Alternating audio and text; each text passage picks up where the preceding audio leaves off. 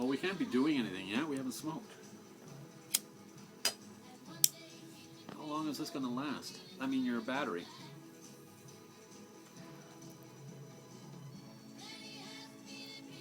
Is that a hand coming at me? He always dressed in black. Why, like I don't Johnny know. Cash. He also had sideburns like Elvis, and his hair was up somewhere like a ducktail thing. What, like a mullet? Mm-mm. Like a ducktail. Oh, DA. Yeah. Duck's ass. Yeah. And he combed it high a little. Though in some of these pictures you see behind me, he has curly hair. But that was towards the in the 80s. He has a mullet there. Where? The last two ones. No, he doesn't. That's a mini mullet. Well, okay, I'll go for mini. Mini mullet. Yeah, but not a mullet. Not like Billy Ray Cyrus. No, there's a mullet. Jesus Christ. Which I happen to like, by the way. You like him? Yes, I do. Why? Because. It's a mullet. Yeah, I like mullets. If I had my life to live over again, I'd have a mullet. Really, what's to talk about? You can't explain why you like certain things. Well, I can't explain why I like mullets. I think they're sharp. they're sharp. They're sharp. Well, I know it's an old expression by today's standards. What is it now? Rad, awesome. Can't say groovy. Though the other day I said groovy at work, but it's another story. Everyone laughed at me, but that, again, it's another story. But yeah, I just like mullets. What is it? Is Pardon? it the business in the front, party in the back type of thing, or Yeah, I like long hair on a guy. Kentucky waterfall? Canadian passport? Say what? Canadian passport. Is that a band? No, that's a sort of slang term for mullet. Oh, I've never heard that one before. What was that again? Passport something? Canadian passport. Kentucky waterfall. I don't get it. Why is one Canadian, one American? Maybe it's because all the hockey players have mullets. Oh, see, I don't follow hockey. I didn't know that. No, it's just a style that I liked. Like when the Beatles came out, I mean, everybody had to have long hair, myself included. But having bangs was a drag. And I liked having long hair, but I didn't necessarily like it on my ear because it bothered me. So when the mullet came out, I thought, well, this is great. Best of both worlds. Kinda. I mean, I suppose if I had to give you a reason why I like mullets, there it is. Some people suit it, and some people don't. But again, that's true of anything, like bell bottoms. You got to be tall to appreciate or to look good in one. I used to look pretty good in bell bottoms. Well, who told you that then? The mirror.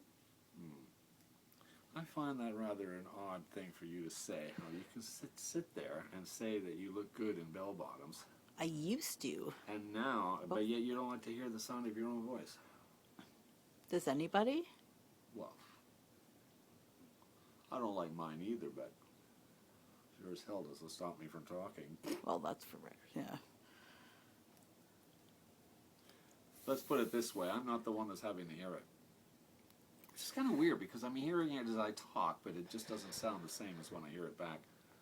No, it never does. And no, it's weird. I swear, if I knew I sounded like that all the time, I'd probably be mute.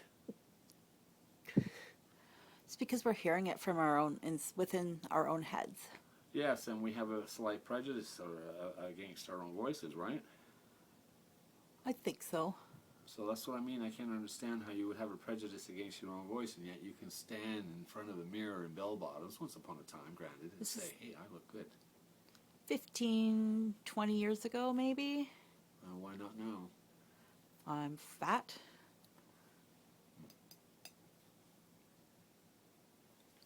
Well, I guess it's like wrinkles. You've earned them. It's life. I've earned this fat. Well, how did you come by it then? Did you win it? No. Was it a gift? Sort of. Well, then you should be looking at a gift horse in the mouth.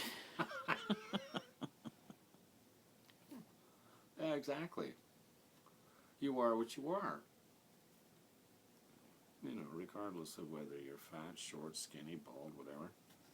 By the way, I watched that movie on Liberace, and the one thing that I did not know was that he was bald. Was he? Yeah. Did he have a mullet? Oh, we're back to the mullets. No, He I had a was just trying to pompadour. I was just trying to connect the two. Oh, okay, no, he had a pompadour, I Oh, guess, okay. whatever you call that. And he had a number of wigs, and I just never ever suspected he looked like Friar Tuck. That bad, eh?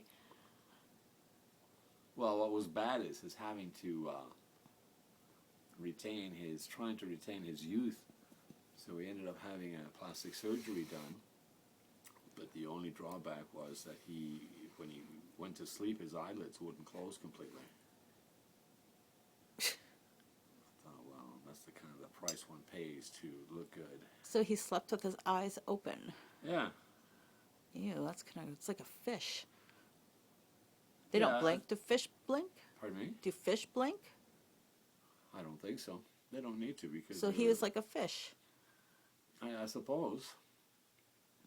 I suppose how his eyes would. I wonder how his eyes would have been kept. You know, like from drying up. Oh well. Anyway, that was just a couple of points about the guy that I found interesting. I also found it interesting in retrospect that he was pretty much the very first showman, especially TV showman, and Elton John has an awful lot to be grateful to him for, because he kind of opened the doors to allow him to come out on stage and pretty much do the same kind of things. I think everyone thought he was a real showman, which he was, still is, I should say. Now, did everyone know he was gay? Then Yes, people around him, of course, did. but the general public. The general public, no. How could they not see that? Well, the majority of his fans were women, and women kind of looked at him like they wanted to spoil him, you know, because he was like a mama's boy, because he loved his mom and everything.